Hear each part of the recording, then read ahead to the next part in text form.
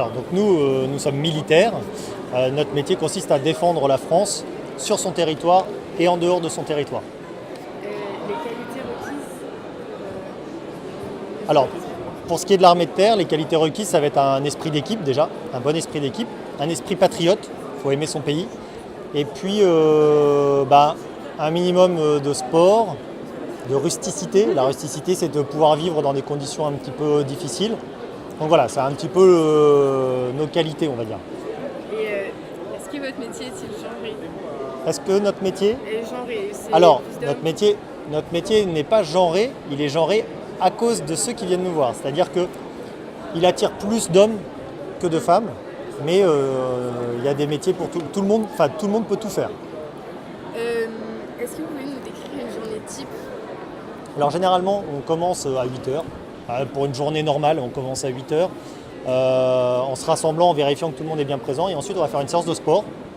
Et après, chacun, en fonction de sa spécialité, va aller travailler dans son service. Donc le mécanicien, il va aller faire de la mécanique. Le secrétaire, ou la secrétaire, à chaque fois, c'est les deux, va aller dans son service pour faire ce qu'il a à faire. Et puis le combattant, lui, il va aller s'entraîner, il va aller entretenir son matériel. Enfin voilà, on va avoir la journée type, c'est ça quand on est au quartier. Au quartier? C'est-à-dire quand on n'est pas en opération ou en mission. Ah oui, d'accord. Est-ce que votre métier demande beaucoup de mobilité? Alors, beaucoup, je ne sais pas ce qu'on appelle beaucoup, mais effectivement, on a besoin d'être mobile. C'est-à-dire que par exemple, rien que pour s'engager déjà, il va falloir quitter la région. Ensuite, une fois qu'on est installé quelque part, en fonction de son grade, en fonction de son niveau hiérarchique, on va être amené à être muté plus ou moins souvent. Et puis après, on va partir en mission. Ce sont des missions ponctuelles, mais on va partir en mission à l'étranger régulièrement. D'accord. Est-ce que vous travaillez en collaboration avec d'autres corps de métier? Alors déjà, on travaille en collaboration avec la marine et avec l'armée de l'air, puisqu'on est complémentaires. Donc l'armée de terre, sans l'armée de l'air et sans la marine nationale, on ne peut rien faire. Ensuite, on va travailler en collaboration avec d'autres pays aussi, des pays qui nous sont alliés. Et puis en collaboration aussi avec certains services publics, certaines entreprises dans le civil. On n'est pas tout seul. D'accord. Les avantages et les inconvénients de votre métier? Alors les avantages, on va parler du salaire, parce qu'on est bien payé dès le début déjà. Quelqu'un, quel que soit son niveau scolaire, quand on s'engage, on est payé 1 350 € net par mois, logé, nourri, blanchi. Donc ça c'est quand même plutôt intéressant. Ensuite, les avantages, c'est l'aventure, parce que malgré tout, on vit des belles aventures humaines, mais aussi des aventures quand on part dans des pays qu'on ne connaît pas, on apprend à découvrir des cultures.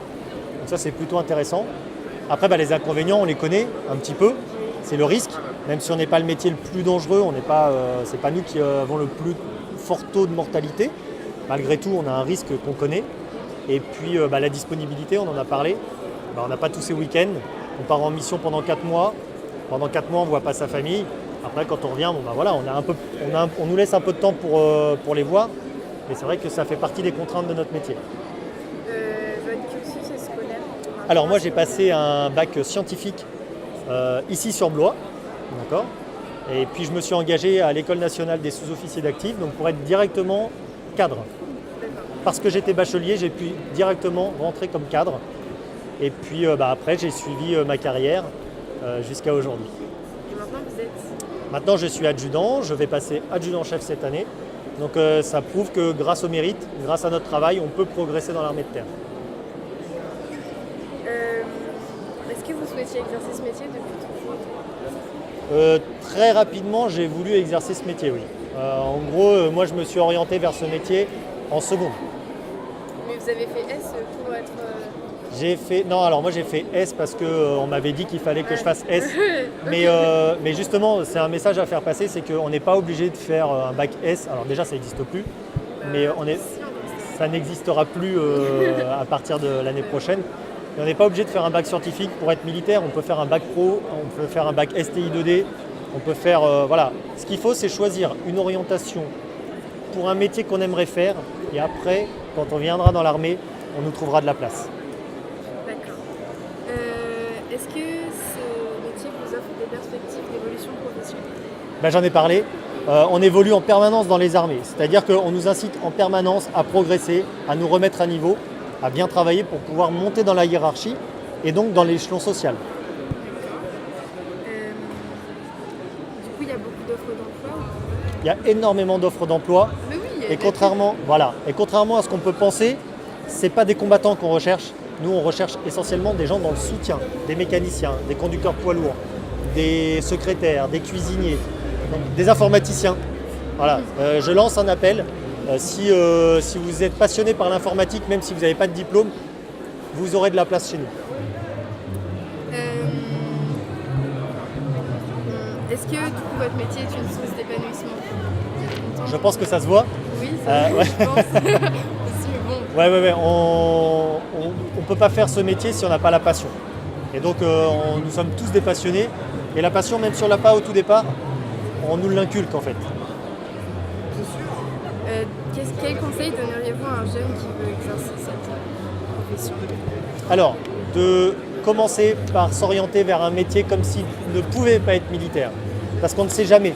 Si jamais on ne peut pas être militaire pour des raisons médicales ou quoi, il faut choisir une orientation vers un métier qui va nous plaire. D'accord? Ça, c'est la première chose. La deuxième chose, c'est se tenir à carreau. D'accord? Aujourd'hui, on a facilement tendance à dévier du droit chemin et ça peut poser problème pour s'engager. D'accord? Et puis s'entretenir physiquement, et puis voilà, il faut aimer la France et avoir vraiment envie de servir une cause. D'accord, merci beaucoup. Merci à vous.